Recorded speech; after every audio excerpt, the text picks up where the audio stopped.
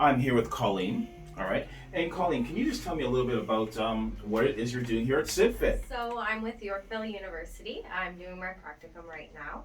And with SydFIT, I am seeing general population and athletes and working on whatever kind of needs to be worked on with them, whether that's, performance anxiety, anxiety in general, depression.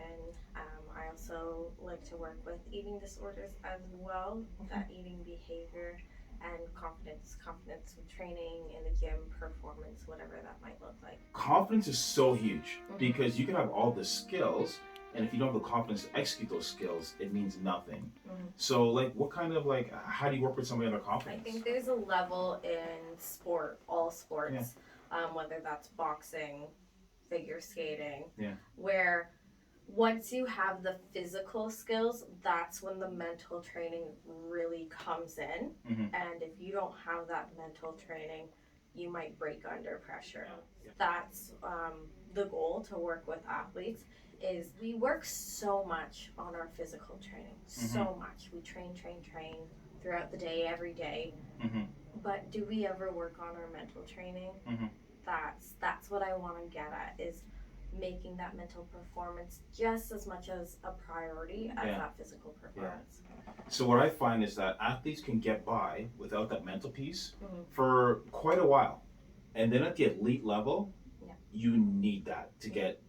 So would you recommend then that they start working on that mental when they get to it, they need it? Or would you no, like I said, as soon as they can, start working on that mental piece? The sooner the better, because that way you can develop coping mechanisms for when you do get to the elite level.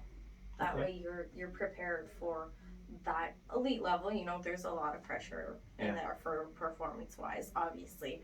So once you get there, you have those coping mechanisms and how to work yourself through that pressure.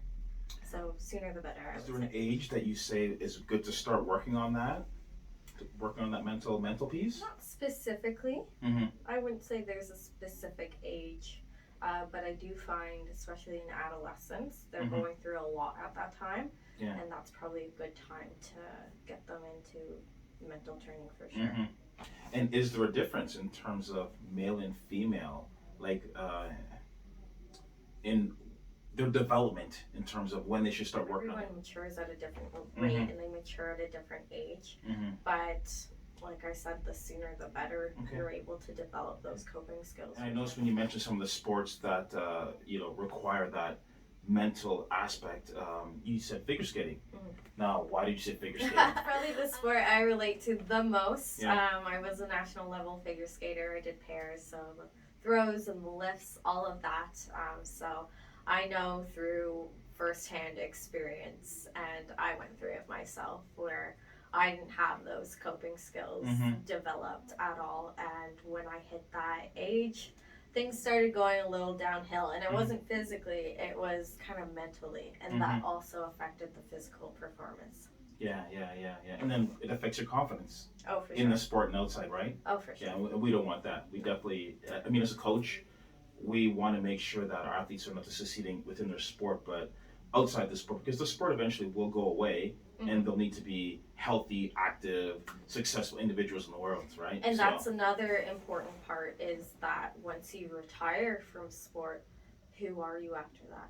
So it's that whole identity. I still hold that identity as a figure skater because I had so much built into it.